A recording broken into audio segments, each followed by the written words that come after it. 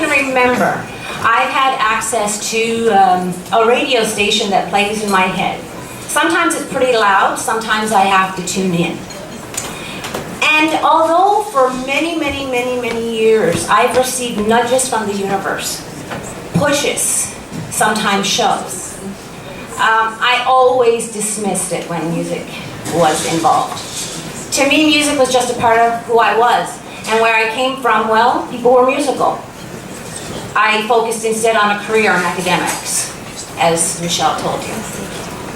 In 2009, the final weeks of the year, I had spent the day shopping and packing because I was going to spend Christmas with my mother. And I was thinking about the year that had been and what 2010 would bring. It had already been a big year. I had left my 9-to-5 position and the security of that to start my own business, which was pretty risky as a social worker. And I was aging, and I was thinking about family planning and what that would look like for me since I was single. I thought I'd be creative, and I planned to do that. And then I went to bed, planning to do the same thing the next day as I had started that night. And I don't know how nervous or anxious I was that night, but I hadn't eaten very well. The next day, all those plans would become a little useless. I would wake up naked, under a sheet, thank God, in the emergency department of the hospital I had just resigned from. A neurologist would be sitting by my side, and he would say, "You had a grand mal seizure, at least one, during your sleep. You didn't wake up the way we would have expected you to wake up. And we need to take some time to do some serious tests. We're going to let you go home today, but just know that there needs to be some changes in your life. Number one, I've taken away your license. Until further notice, you're not a driver in Ontario. I'm not sure if you like water sports, but if you do, they're off limits from this point on until further notice." It was the only type of activity I enjoyed. "Okay," I said, "fine." I was actually pretty heavy and not really taking a whole lot of this in, but okay. I went home. In the days and weeks that would follow, I was a very different version of myself. I didn't really know it in each and every moment, but the stories that I hear are more than humorous, scary. I remember being told, when you walk, you have to lift your legs. Lift your legs, lift your legs. You're going to fall again? Oh, right, lift your legs. If you need to go around furniture, you go around the furniture, not over it. That was novel. I didn't know that. And when I went to reflect on things, I was never sure I was going to access memories, if they were going to be current or past, or where they were coming. It was kind of like an upward cycle, just up and down, all the way around at any given time. I remember the fact that my couch now sat against the fireplace and the blankets on all the glass tables. It just really looked weird, but I didn't know why. In any case, plans had to change. My mom was now coming to Ontario. So, trying to be as normal as we could be, given the craziness of the time. And I haven't told you, but at this point I didn't know that I was going to have toxic reactions to every medication that was tried. And every single rare side effect that they say never really happens, happened. I didn't know this. At the time I thought, maybe this is the new me. Maybe there's been some brain damage. The tests will find out. Anyway, my mom came. And a friend of hers from high school, that she hadn't seen in 30 or 40 years, invited us to go to an East Coast style sing-along. Pretty non-threatening. Okay, we'll all go. Should be fun. It's Christmas time, we want to hear some carols. So we went, and the average age in the room was my mom's age.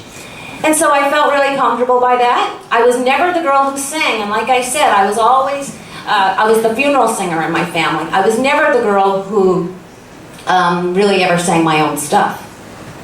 In any case, this day we're there, and again, remember, I'm never aware of my own limitations until they would emerge. So everybody's singing, and I'm thinking, you know, I can do this too. I'm sure I have one that I could pull off in this crowd, and it's, you know, pretty easy crowd. So I trot to the front of the room, and I'm really confident in my ability to sing something. It won't be something that I've written, but, you know, there it is. And I get on the stage, and I sit down, and I do that.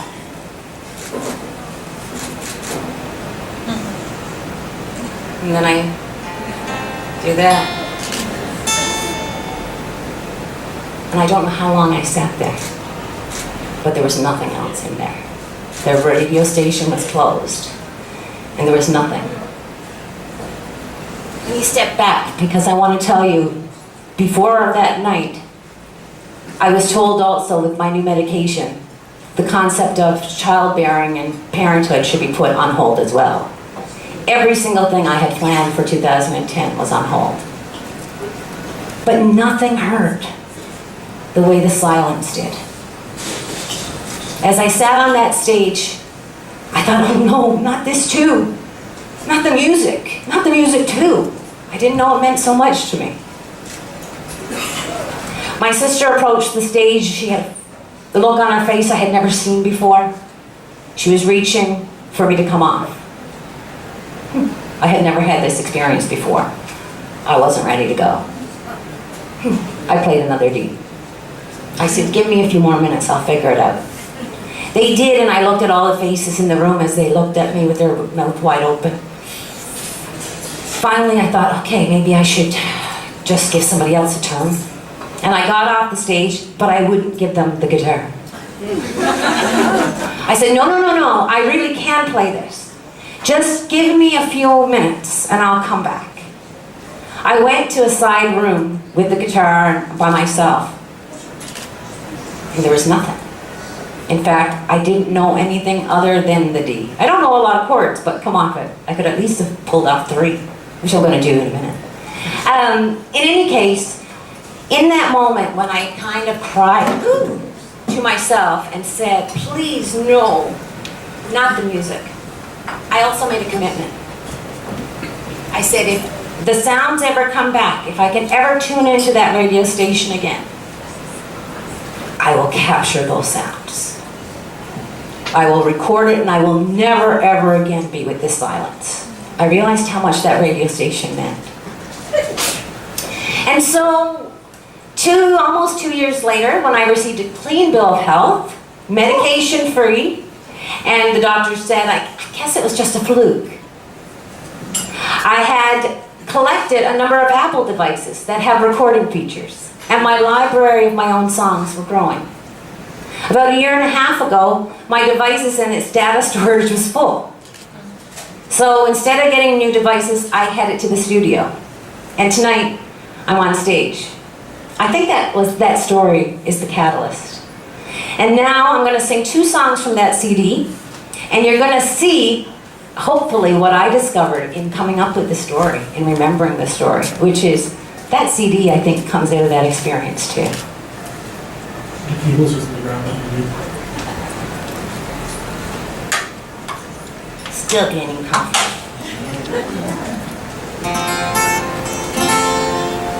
Hey, do you sound okay up there? Yeah. Okay, so this one is probably my most personal tune, and I'll just sing it because they come out. When I hear it on the radio that I told you about, they come out as full songs. So this is one.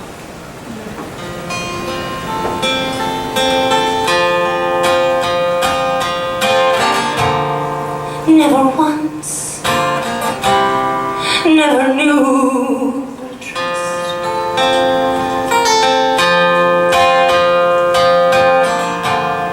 So I laid it down for all to see.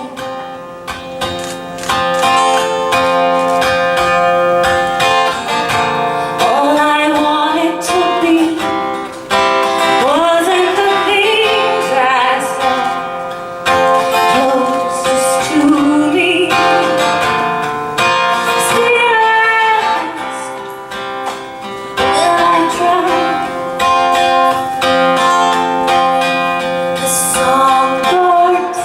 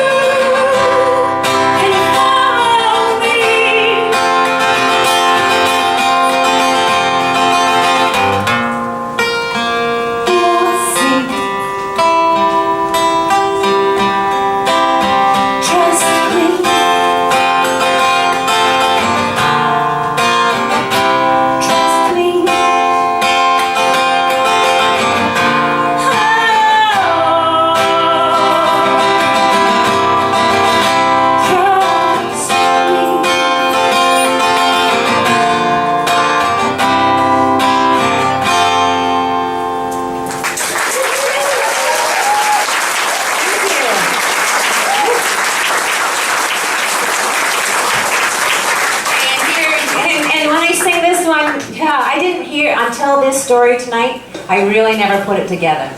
And when you listen to this one, you're gonna go, oh, she must be talking about that seizure. I didn't know.